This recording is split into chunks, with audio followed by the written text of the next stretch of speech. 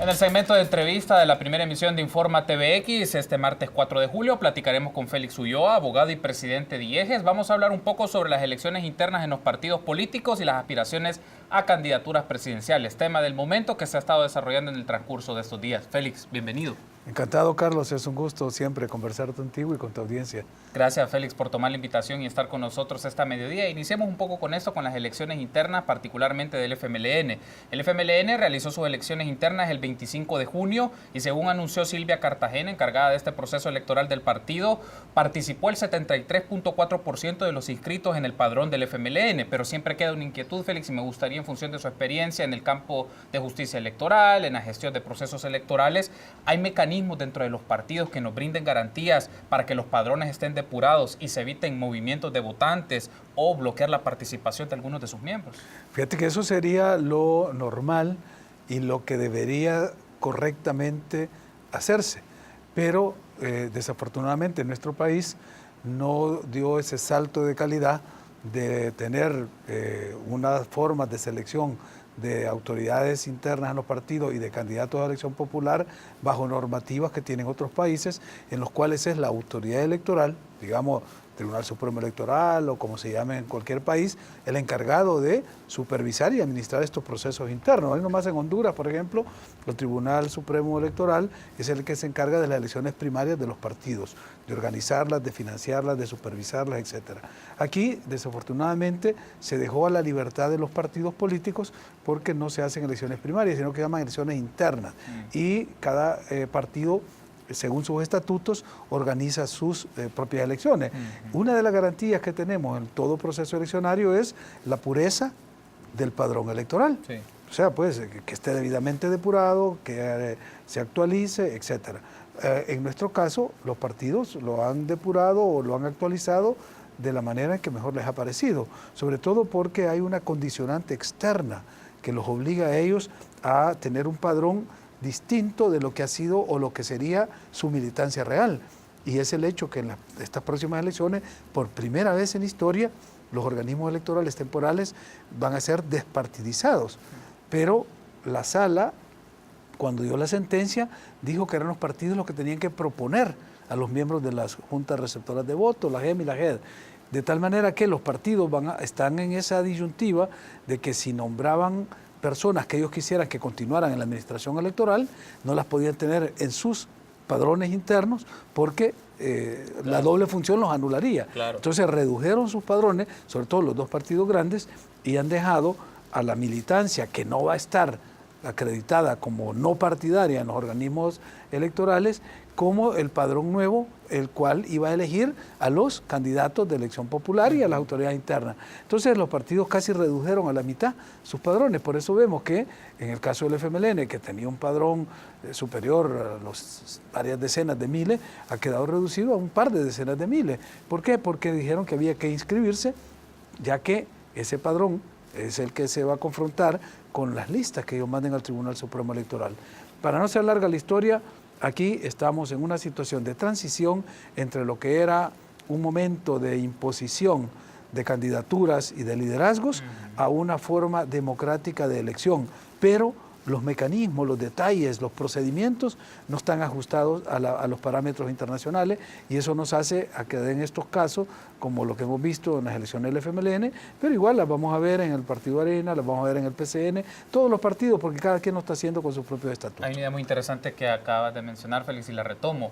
Este proceso de transición para elecciones internas en los partidos puede generar ciertos cismas, ciertas fracturas, ciertas fisuras, por decirlo de una manera. Y un ejemplo es lo que ha pasado en San Miguel, por la candidatura en el FMLN, por la alcaldía y en este caso el grupo de personas que van a estar en la propuesta del Consejo Municipal en el caso de San Miguel. Para eso quiero pedir a producción si pueden publicar un apoyo de una captura de un tuit del diputado, quien fuera diputado del FMLN, Ricardo González, quien denunciara en su cuenta de Twitter que la Comisión Electoral del FMLN de San Miguel sacaron copias de papeletas para rellenar urnas en favor de la propuesta de Miguel Pereira. No sé si tenemos, producción, la captura de la imagen, por favor, si la podemos transmitir. Excelente, gracias. Ahí menciona: recomiendo a Comisión Electoral de San Miguel no hacer fraude. Ya sabemos que fueron a sacar 150 fotocopias de papeletas de votación y a rellenar urnas. Esa es una de las cosas que se está observando o que ocurrió en el proceso de elecciones internas.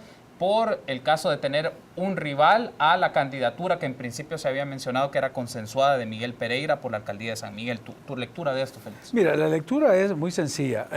En toda elección primaria, la contienda se da entre correligionarios, entre compañeros, y a veces no se sabe administrar la diferencia y se generan, como tú dijiste, una serie de cismas o terremotos al interior de los partidos. Yo recuerdo en los 90s, cuando se hizo el ejercicio en las primarias o las elecciones internas en el PDC, que prácticamente el partido se fracturó cuando compitió el doctor Abraham Rodríguez con el doctor Chávez Mena. Sí. Es decir, al no tener esta cultura de la competencia interna, sino que estar acostumbrados al dedazo, nos hace generar este tipo de denuncias que ahora vemos. Yo no sé cuál es la certeza de esta denuncia, porque te está denunciando un hecho grave, casi constitutivo de delito electoral. Entonces, esto es muy serio. Pero ¿quién lo hace? Lo hace una persona que es muy, bueno, es sobrina del secretario general, sí, sobrina de Medardo González, y que estaba acostumbrado a la cultura del dedo, porque él fue electo candidato de dedo en el periodo anterior. Entonces ahora que está la posibilidad de esta contienda y que aparece un candidato como Miguel Pereira, que para muchos es un outsider dentro de las estructuras del Frente en San Miguel, y que llega y toma un liderazgo muy fuerte. De hecho, es electo por el 96% de las bases partidarias en San Miguel, cosa que no tienen ni los candidatos a diputados que son, digamos, los pura sangre del FMLN en San Miguel. Entonces, esto puede generar este tipo de fraccionamientos que espero yo no vayan a ser traumáticos o lleven a un partido a dividirse con lo que sucedió con la democracia cristiana, sino que se sepan administrar. Si en efecto se han cometido irregularidades que pueden ser constitutivas de delitos, hay que ir a la fiscalía y denunciarlo. Si lo que trata es de una competencia o de una rivalidad interna, hay que saber administrar estas diferencias y saber que en toda elección, en toda competencia, siempre hay un ganador y un perdedor. Por lo tanto, yo he podido ver las primarias en varios países, desde Estados Unidos hasta Honduras, y esa contienda que es muy fuerte, ¿verdad? Cuando se llega a definir y el resultado final, todos los miembros del partido hacen cuerpo con el ganador y lo apoyan porque al final se impone el interés del partido y no de los grupos, o como se llama en Honduras, de las tendencias que hay dentro de los partidos, o las corrientes al interior de un partido. Entonces, el caso de San Miguel puede ser muy emblemático para que el FMLN sepa detectar a tiempo cómo pueden administrar diferencias en momentos de competencias electorales internas. Este es un primer ejercicio. Claro. Entonces, era normal que salieran estos hechos. Lo estamos viendo en Arena igual con una situación quizá un poco más grave, pero de lo que se trata es de que tomemos las lecciones, o como decimos nosotros los que nos dedicamos a estas cosas, cuáles son las lecciones aprendidas de este proceso. A mí me ha tocado administrar, dirigir y conducir programas de fortalecimiento de partidos políticos por mis últimos 10 años de mi vida profesional, y he visto estas cosas, unas peores, otras mejores, pero al final te puedo asegurar que el ejercicio de la práctica de la democracia interna de los partidos los fortalece.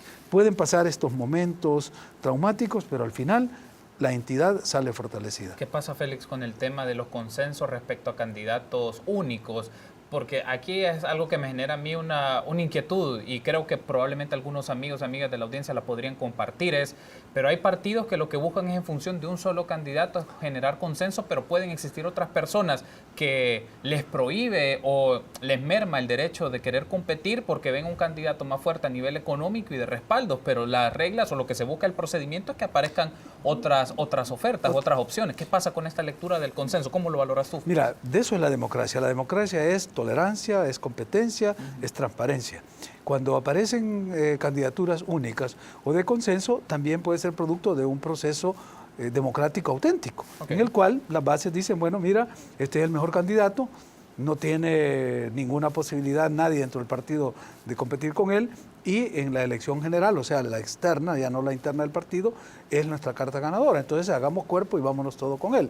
Es una posibilidad, pero metodológicamente, y esto es lo que yo he recomendado en algunos países donde han aparecido estos incidentes, es decir, miren, para que no haya ninguna duda, y si hay, porque por muy consenso que exista, porque el consenso es que no hay oposición a una determinada propuesta, Sí. pero pues existe el disenso y puede existir también la minoría. Un candidato puede ser de mayoría, de consenso, pero no de unanimidad. Cuando es unanimidad es el 100% del acuerdo, el consenso es que no hay disenso. Entonces les he dicho yo, cuando no es unánime y hay un consenso, hay que abrir un espacio para el disenso, o para que esta gran mayoría que está apoyando a tenga también como contraparte, aunque una minoría que se exprese. Entonces se abre una casilla en la cual se pone la gente que no está de acuerdo con el candidato de consenso. Entonces tú puedes medir de que si el consenso es fuerte, la candidatura va a salir con un altísimo respaldo en el momento de la votación, pero va a haber en la otra casilla 1 o 2 personas que están en desacuerdo, y eso se mide, y eso es la democracia. Desgraciadamente en el país no hemos podido ver eso, y no estoy hablando del caso de San Miguel, porque en San Miguel al final hubieron las 2 candidaturas, tanto la de Miguel Pereira como la de Argumedo Benítez. Aunque Argumedo dijo, no me notificaron y apareció mi foto. Sí, pero estaba la foto ahí y había algunos concejales que iban en esa planilla que aparecieron a votar. No quiero entrar a la discusión de los detalles de la elección de San Miguel, sino simplemente ponerla como un referente de que hubo competencia y en la cual un candidato salió muy fortalecido. Hay otros casos, creo que fue el de San Salvador, donde hubo una sola candidatura, pero no había una casilla para expresar el disenso o la expresión de la minoría. Estas son las lecciones aprendidas que debemos de tomar de este proceso para irlas corrigiendo en los futuros ejercicios democráticos. En el caso del FMLN, Félix, han mencionado quienes ganaron, en algunos casos quienes continúan como alcaldes o alcaldesas, perdón, para los municipios en los cuales ellos aspiran. Pero ¿qué pasa con las diputaciones? Que ese también es un caso bastante que puede generar conflictos, porque lo pongo así, Félix, la cúpula puede proponer una lista, pero la militancia probablemente elija un orden distinto y establezca prioridades. Y en el caso del FMLN no han mencionado con claridad cuál fue su procedimiento para la postulación y qué resultados se dieron. Dijeron que lo iban a mencionar en los próximos días de manera formal, pero ¿qué aspectos hay que prestar atención en los procesos de elecciones internas, sobre todo para los curules o los que buscan tener una candidatura como diputado o diputada? Exactamente, y eso hay que ponerlo separado de lo que fueron las internas para los consejos municipales que eran planilla. En el caso de las diputaciones, sí, causa extrañeza de que a 84 curules que se van a elegir aparecieron 84 candidatos únicos, según lo reportan pues, en los medios, porque todavía no tenemos un informe de la Comisión Electoral del FMLN. Frente a eso, que es un hecho consumado que se le pone a la base, cuando el partido le dice, esta es la planilla, volvemos al caso de San Miguel si querés. En San Miguel se eligen 6 diputados, en San Salvador se eligen 24. O sea, el partido lo que hizo fue presentar una lista de 6 y una lista de 24. ¿Cuándo pudieron haber habido 2 o 3 listas para que la base escogiera? Y ahora que tenemos la posibilidad del voto cruzado, poder cruzar de una lista o de otra. Pero había una lista única que era la oficial. ¿Qué pasó en San Miguel y qué pasó en San Salvador? Lo mismo, las bases no acompañaron al orden que la cúpula le había dicho. En San Miguel el que iba de número 1 pasó casi llega a un tercer lugar, y el que en un tercer lugar pasó de número 1. En San Salvador mismo lo mismo, llevaban a un candidato que se decía que iba de número 1 porque va a ser el próximo jefe de fracción, de que es Blandino Nerio, sí. Y las bases lo pusieron en una 9ª posición, o sea, lo bajaron enormemente. Entonces, ¿eso qué te quiere decir? De que hay que tener mayor interacción entre dirección y base para que el partido como entidad se fortalezca y que la dirección aprenda, sobre todo de estos partidos que no tienen un historial democrático o no tienen un antecedente democrático, sino que son partidos verticales, donde las líneas bajan de manera vertical de la dirección a la base, de que ahora con este nuevo momento democrático que estamos viviendo, con la auditoría ciudadana que está pendiente por las redes sociales, con el papel más activo e interactivo de las militancias, las dirigencias deben saber que están sujetas a un escrutinio y a una evaluación permanente, y que estos que ahora pueden ser votos conscientes, pero más adelante pueden ser votos de castigo, sí. Están sometidos a ese proceso de transparencia y de rendición de cuentas de su gestión de manera más eficaz. Por lo tanto, otra vez, ¿cuáles son las lecciones aprendidas para el frente? Y algo más, si hubiese alguien que fue excluido en el proceso hablo de las elecciones legislativas, de los diputados, que no le permitieron aparecer y que expresó su deseo en la comisión electoral, tiene el derecho ciudadano, ya no solo como militante político de un partido, de acudir a su órgano electoral del partido, sino como ciudadano, de que se le ha violentado un derecho constitucional, que es el derecho al sufragio pasivo, o sea, el derecho a ser electo, y puede acudir a un amparo constitucional o a una calificación, como lo va a hacer el Tribunal Supremo Electoral, una calificación posteriori de las candidaturas y de los procesos internos de los partidos. Entonces, frente a estas eventualidades, creo que los partidos deben estar tomando nota, qué es lo que se ha hecho bien, qué es lo que no se ha hecho bien, qué son los errores cometidos para ir aprendiendo en el desarrollo de este ejercicio democrático. Tenemos que hacer una pausa, Félix, pero en el siguiente bloque hablemos del caso de Arena, las declaraciones que brindó Juan Valiente y Johnny Wright, pero también el proceso de elecciones internas en San Salvador ha sido controvertido por esto de una candidatura única en el caso del diputado Mason. Permítanos una pausa, regresamos.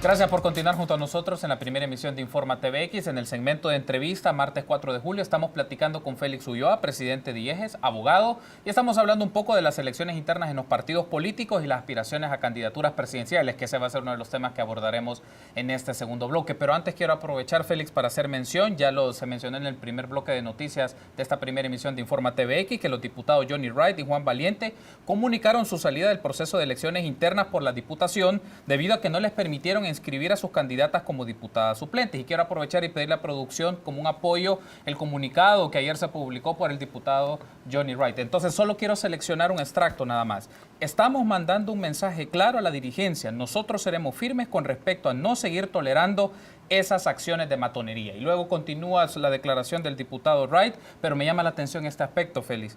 Unos mencionan que ambos diputados, tanto Juan Valiente como Johnny Wright, es el reflejo de tensiones entre liberales y conservadores en Arena, pero probablemente también valga la pena tener en discusión este punto, si es un conflicto de fondo o ellos expresan un conflicto entre élites empresariales en Arena. No quisiera caer en esa segunda posibilidad, porque todavía el análisis sobre los juegos de interés dentro del partido, más que reflejarse en las elecciones legislativas y municipales, se va a reflejar en la presidencial, donde sí van a entrar a definir las candidaturas, los grandes intereses empresariales que están detrás del Partido Arena. En esta primera fase, en esta parte de las elecciones municipales y legislativas, me inclino más por la primera observación que tú hacías. Es decir, hay tensionamiento por aspectos ideológicos entre reformadores y conservadores, entre liberales, progresistas y conservadores y pensamiento más retardatario, porque ambos, los dos que han dicho que van a retirarse del proceso, no solo denuncian la matonería del COENA, que es una forma impositiva, ¿verdad?, o autoritaria de tomar decisiones sin escuchar el clamor o las posiciones de la base, o en este caso de los interesados, y además dicen que es la gota que rebalsa el vaso.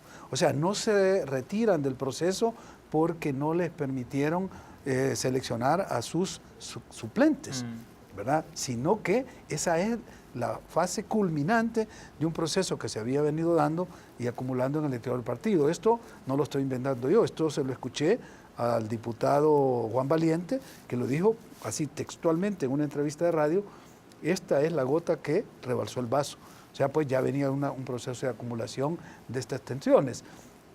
Para volver al tema de ambos y a lo que tú leías en su declaración, creo que la lectura que podemos hacer, si la hacemos en clave democrática, es: hay otro partido, hay otra entidad política, hay otra formación, otro instituto que no tiene antecedentes de prácticas democráticas. Sí. Recordemos cómo surge Arena en los años 80, casi como una reacción, y muchos politólogos y cientistas sociales que han estudiado el caso salvadoreño explican el nacimiento de este partido como una reacción política a una serie de reformas y transformaciones que se anunciaban en esa transición nuestra dolorosa de la dictadura militar hacia procesos de democratización que se vieron truncados por la guerra. Pero Arena surge como eso, y su formación y su disciplina y su metodología de toma de decisiones era totalmente autocrática.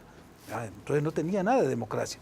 Esas viejas prácticas son las que denuncian tanto Johnny Wright como Juan Valiente en varias intervenciones que han tenido, de que esas viejas prácticas de toma de decisiones autoritarias son las que no les permiten a ellos ni a sus candidatas a suplente encabezar fórmulas nuevas, de nuevas ideas, de nuevas formas de hacer política, de nuevos liderazgos.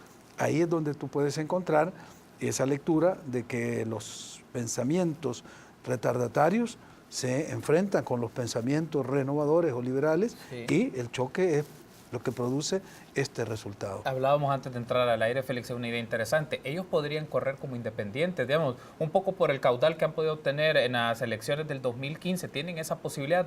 Porque lo platicábamos a raíz de una interpretación de una sentencia de la Sala de lo Constitucional. Me gustaría valorar este escenario, si es posible esto o qué elementos hay que tener en cuenta. Fíjate que yo quisiera dejarle esa tarea al Tribunal Supremo Electoral, que el tribunal lo califique y sugerirle a ambos que si quieren continuar en el escenario político, que de hecho ese es el tipo de nuevo político que necesitamos en el país, no porque yo comulgue con su pensamiento ni con sus ideas, pero lo respeto y me parece que es el nuevo liderazgo que el país necesita, desde una posición ideológica que no es la mía.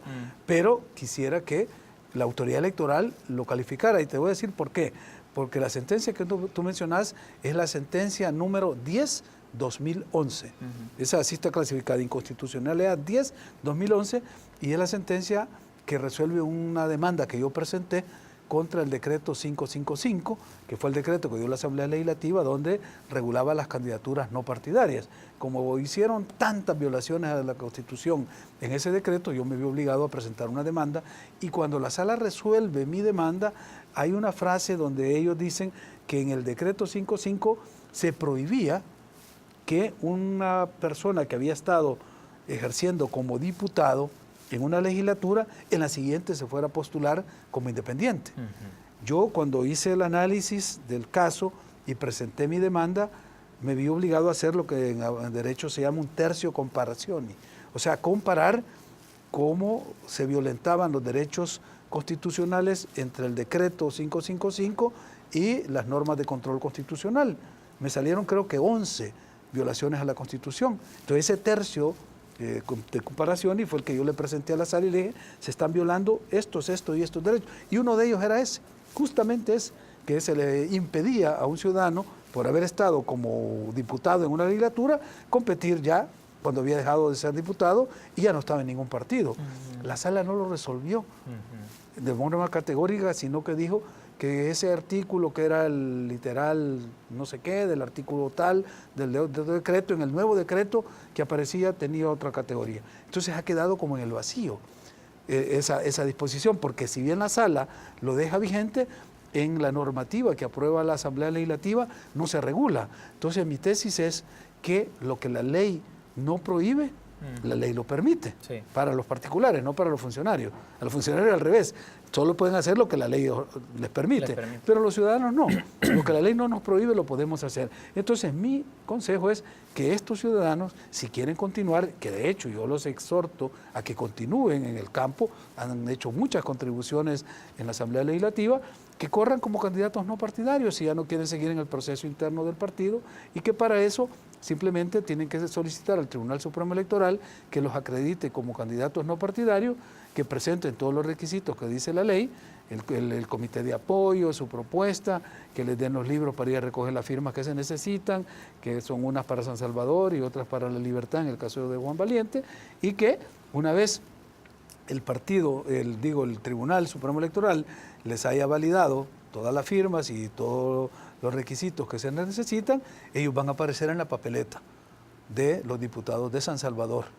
Tal vez no en la lista de ningún partido, sino como candidatos no partidarios. Esto es lo que yo diría para no dar una afirmación o una negación categórica, porque te repito, quedó en esa sentencia, en la 10/2011, pero no está regulado legalmente. O sea, para que se expulse una norma del sistema jurídico, que es lo que hacen las sentencias de inconstitucionalidad, el órgano legislativo necesita llenar ese vacío con otra norma, y en este caso no se ha dado ese proceso. Tiene que ser la Asamblea Legislativa, no el Tribunal Supremo Electoral. No, el Tribunal aplica la ley, y como en este momento la ley no prohíbe a estos muchachos que se salen de un partido presentarse como independientes o no partidarios, el tribunal los puede inscribir. Okay. A menos que hubiera una reforma de la Asamblea Legislativa, que entiendo que ya no va a dar reforma porque hay una disposición de que un año antes de las elecciones ya no se van a hacer reformas al Código Electoral. Okay. Entonces ya estamos a menos de 8 meses. Sí. Entonces una reforma en ese sentido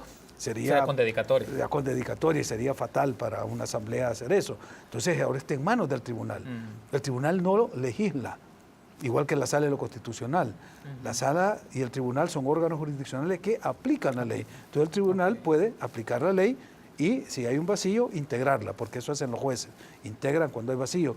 Y está en manos del tribunal permitirles a estos muchachos que se inscriban como no partidarios o decirles no puede, el tribunal. Hablemos, Félix, ahora en estos minutos que nos restan de la entrevista. Javier Simán y Carlos Callejas han dado su posicionamiento, que aspiran a la candidatura presidencial de Arena. ¿Cómo valoras esto? En el tema de, por la variable timing, ¿cómo están manejando los tiempos y cómo obliga en el caso del FMLN también a dar un posicionamiento? Se me viene a la mente un poco el proceso de elecciones presidenciales en el 2009, cuando el FMLN nombró a Mauricio Funes con mucho tiempo de anticipación y eso le marcó la pauta a Arena. Parece que la estrategia ahora de Arena va por esta línea, en donde ya hay dos figuras, dos rostros que están disputándose la candidatura presidencial y en el caso del FMLN todavía no se tiene nada claro. ¿Cómo valoras tú eso? Exactamente, es que aquí estamos en un déjà vu. Lo que hacía Arena antes, hoy lo hace el FMLN y lo que hacía el FMLN lo hace Arena. Entonces, en la parte político-electoral no vemos mucho cambio. Es como los espejos convexos que reflejan la imagen al revés, ¿no? Bueno, tú ya lo mencionaste. El FMLN posicionó a Funes desde el 2007, para las elecciones que iban a ser el 2009. Y en Funes empezó una campaña muy activa desde el 2008, casi un año antes. Bueno, Arena está haciéndolo, bueno, no Arena, porque allá sí había una intención partidaria de posicionar a un candidato. Aquí son ellos, los dos candidatos, representando intereses corporativos muy fuertes, los que están disputando el posicionamiento en el mercado electoral de marcas desconocidas. Ese es el tema. Porque mucha gente me ha preguntado, pero esto no es ilegal, el tribunal no debe decir algo, ¿esto están haciendo campaña? No, no están haciendo campaña, no hay proselitismo, ni siquiera hay convocatoria de elecciones presidenciales. Están posicionando marcas desconocidas, porque ni Carlos Callejas sabe nadie quién es. Cuando tú lees las encuestas, todas, la de Citgalo, la de la UCA, la de la LPG Datos, Carlos Callejas aparecía, si no con cifras negativas, con menos de un 2%, frente a una Nayib Bukele con un 70 y tanto por ciento de aprobación. Javier Simán ni siquiera lo comparaba, no aparecía. Entonces, ¿cómo posicionar esas marcas para un próximo evento electoral al que todavía faltan casi 18 o 20 meses? O no más, es decir, estamos a año y tanto de las elecciones.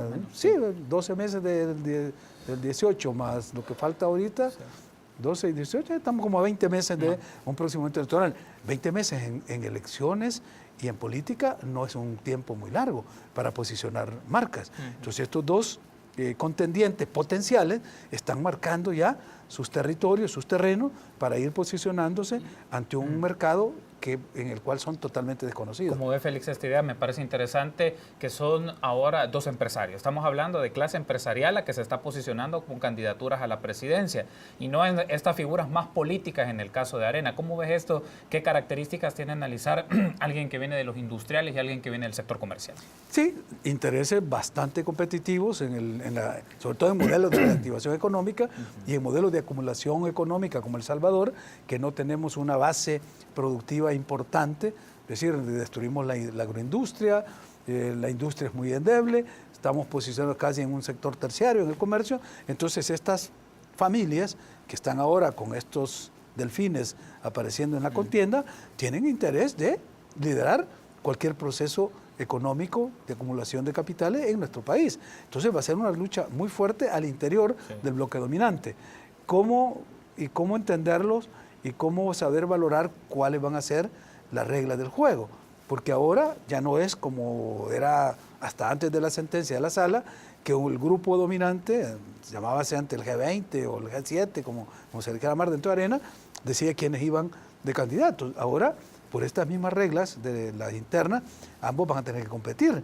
Y además hay un tercero, un abogado militar, Luis Parada, que ya también anunció y se ha presentado en público como un tercero en discordia, aunque él aceptó y creo que con un realismo político total, de que él puede ser vicepresidente de cualquiera de los otros, Sí. porque tiene credenciales, como él dijo, un vicepresidente tiene que tener iguales o mejores credenciales que el candidato a la presidencia, porque si le toca asumir es en condiciones extraordinarias. O sea, ya se está vendiendo como un compañero de fórmula de cualquiera de los dos. Todavía yo no sé cuál de los dos sectores puede ser el que predomine al momento de la toma de decisión. Si el sector industrial, donde está Javier Simán, o el sector de comercio del sector De la cadena comercial, del supermercado, la cadena de sí. supermercado y afines, porque no solo es una... Exactamente. hay muchos Exactamente. sectores alrededor de eso. Entonces, ahí lo vamos a ver. Primero tiene que definirse, como muchos hemos dicho, la elección del 2018, de las municipales, la legislativa, a ver cómo le va a los candidatos nuevos, los outsiders, los de viejo cuño, los de pura sangre. Hemos visto que muchos diputados no se van a reelegir para buscar consejos municipales, en Santana Milena, en San Salvador Ernesto Mason. Entonces, eso te indica de que hay en el ajedrez político de Arena una recomposición de cara a crear una plataforma legislativa y municipal suficientemente fuerte para impulsar la candidatura del 2019. Y ahí es donde el FMLN tiene que haber aprendido a leer eso, cómo iba él a construir esa plataforma para el 2019, porque si no, ¿sabes qué va a pasar? El escenario que teníamos en 1988, cuando la democracia cristiana fue a las elecciones y perdió las legislativas y municipales de 88 y como consecuencia inmediata perdió las presidenciales del 89. Aprovecho, Félix, estamos por cerrar la entrevista, pero teniendo un poco tu experticia en el tema electoral, político y también de asesoramiento, te lo planteo de esta manera, Félix, ya como asesor político, ¿qué le recomendarías al FMLN particularmente? ¿Debe marcar un poco el timing que ya hizo Arena en precandidatos? No lo han dicho formalmente, pero ellos están posicionando su rostro y posicionando su marca. Podríamos decir que en el FMLN estamos hablando ya de Nayib Bukele versus Gerson Martínez. Fíjate que va a ser muy difícil que el FMLN resuelva eso por el nivel de contradicciones internas que tiene el partido. No son las contradicciones del bloque dominante o el bloque hegemónico, que son intereses comerciales muy fuertes. En el FMLN son más bien diferencias de carácter político ideológico. Si tú ves la lista de diputados, sobre todo San Salvador, es dominada por la gente que viene del PC. No es la gente ni de la FPL ni de las otras formaciones, aparte de Nidia Díaz y Blandino Nerio, que venían una del PRTC y la otra del ERP. Aparte de eso, no tiene una solución para esa contradicción. Entonces, no va a ser la elección de diputados la que le va a marcar al FMLN su ruta hacia el 2019, porque por el voto duro y por la composición del sistema electoral, los diputados van a quedar más o menos lo mismo. El FMLN puede perder 2, 3 curules, Arena ganar 1, 2, 3 curules, pero la aritmética legislativa no va a variar. Lo que va a marcar la diferencia son las alcaldías. Si llegara el FMLN a perder San Miguel o perder San Salvador, ya perdió definitivamente la presidencial. Si llega a ganar San Miguel, llega a ganar San Salvador, que son como los liderazgos emergentes, un Miguel Pereira, un Nayib Bukele, tendrá todavía la oportunidad de posicionarse para el 2019. Y ahí es donde vienen ya los otros retos a los cuales se debe enfrentar el FMLN. Primero, porque hay todo un aparato, un diseño de eliminarle a sus mejores cartas. A Nayib Bukele se le ha buscado toda forma de eliminarlo. Le han puesto juicios en el Tribunal de Ética Gubernamental, le están armando este caso de la prensa gráfica que no tiene nada que ver y lo meten constantemente. Hay hasta una idea de inhabilitarlo por la vía de la Sala de lo Constitucional. Es decir, hay todo un ataque para minar esa imagen. En el caso de Gerson, de Hugo o del mismo Óscar Ortiz, que también son cartas que se han mencionado, igual hay ahí impedimentos de carácter legal, constitucional que se están buscando y va a haber una línea de bajarles el perfil a estos potenciales candidatos del Frente. Entonces el Frente tiene que luchar al interior para cohesionar y cohesionarse alrededor de una figura ganadora. Y por otro lado, derrotar todas estas estrategias que los sectores de derecha, los sectores conservadores van a usar para eliminar cualquier candidato potencial y probable para las elecciones del 2019. Esos son los desafíos. Desde tu criterio, entonces, ganar una alcaldía como la de San Salvador puede darle un impulso, un trampolín muy fuerte a quien pueda convertirse en el candidato presidencial, digamos, Nayib Bukele, porque es el que aspira por la candidatura. Y que no hay otro. Es decir, si no se dan las circunstancias que en esta teoría conspirativa se están buscando para inhabilitar a Nayib, ya de hecho es prácticamente el próximo alcalde de San Salvador. Eso lo posiciona para lanzarse como candidato a la presidencia. Desde luego, siempre ha sido ese salto, y si lo hemos visto, Calderón Sol fue alcalde, Napoleón Duarte fue alcalde, es decir, siempre se ha pasado de ese salto para buscar la presidencia. Pero ojo, aquí es donde vienen todas estas amenazas, de que él no va a poder correr, que hay inhabilitación, que la sala ha denominado un nuevo transfugismo, que él no puede dejar la alcaldía porque va a ser un fraude a los electores. Bueno, todas esas cosas que van a necesitar de un estudio constitucional muy serio, muy fuerte, y que los abogados debemos de comprometernos para que no se use la ley como una arma política para destruir candidaturas, sino que la ley y la Constitución la estemos mejorando con sentencias de la sala para crear mejores condiciones de la contienda y la competencia electoral democrática, y no como arma para destruir candidaturas. Así que esos son como los retos que tenemos en este momento, y en el partido oficial, o sea, en el partido de gobierno, yo no sé cómo le va a ir en las legislativas con esos candidatos que han seleccionado, pero en las municipales, en los dos polos, San Miguel y San Salvador, que fueron emblemáticos para ganarse en el 2015, tienen necesariamente que repetir para tener la plataforma de lanzamiento al 2019. Félix, ha sido un gusto, gracias por habernos acompañado. Encantado, gracias a ti, gracias a la audiencia. Gracias por haber estado con nosotros. Nos acompañó Félix Ulloa, abogado, presidente de IEGES. Hablamos de elecciones internas y aspiraciones a candidaturas presidenciales. Permítanos una pausa. Regresamos en minutos.